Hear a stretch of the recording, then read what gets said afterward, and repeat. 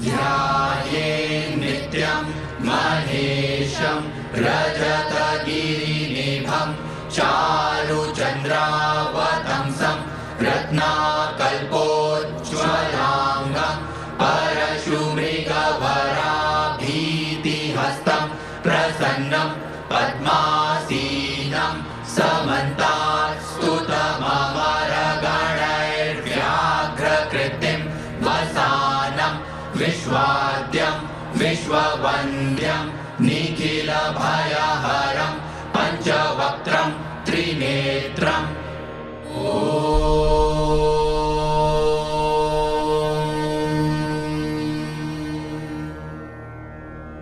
आनो भद्राः क्रतवो जन्तु विश्वतो दग्धासो अपनीतास उद्भिदः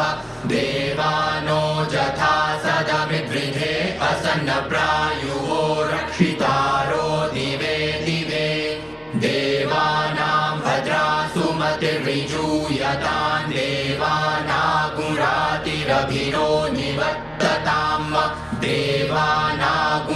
देवानागुसंख्यमुपसेदिमा वयं देवान आयुः प्रतिरन्तु जीवसे तान् पूर्वयानि विदाहुमहे वयं भगमित्रमदितिं दक्षमश्रिधम् अर्चमणं वरुणगुं सोममश्विना सरस्वती नः सुभगा मयस्करत्त तन्नो वातो मयो भुवातु भेखजन्तन्माता पृथिवी तत्पिता द्यौः तद्ग्रावाणः सोमसुतो मयो भुवस्तदश्विना श्रीरुतन्धृष्ट्या ध्रुवम्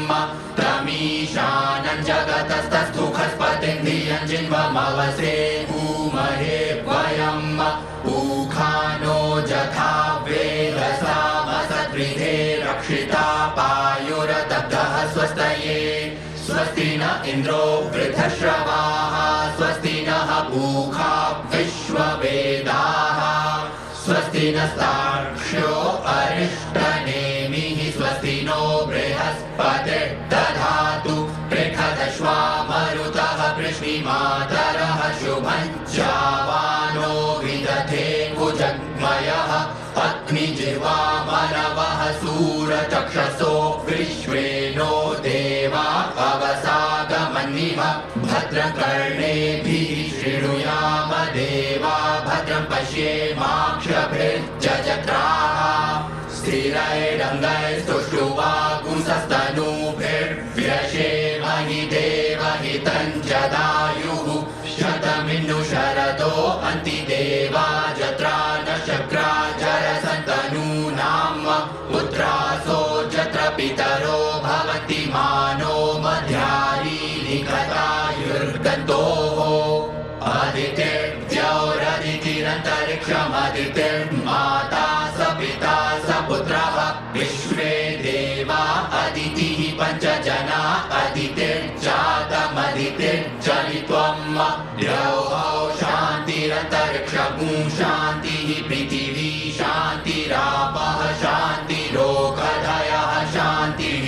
वनस्पतयः शान्तिर्विश्वे देवाः शान्तिर्ब्रह्म शान्तिः सर्वगुं शान्तिः शान्तिरेव शान्तिः सामा शान्तिरेधि जतो यतः समीहसे ततो नो अभयं कुरु शनः कुरु प्रजाभ्यो भयनः पशुभ्यः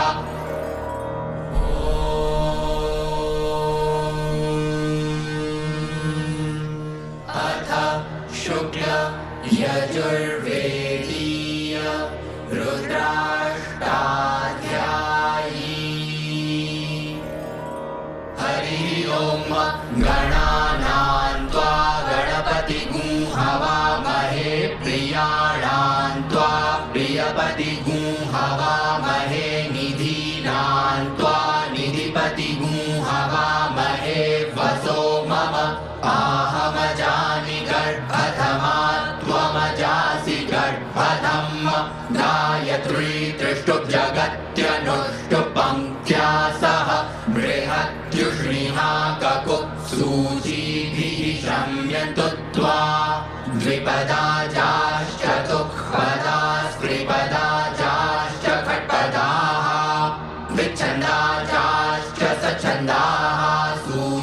शम्यतु त्वा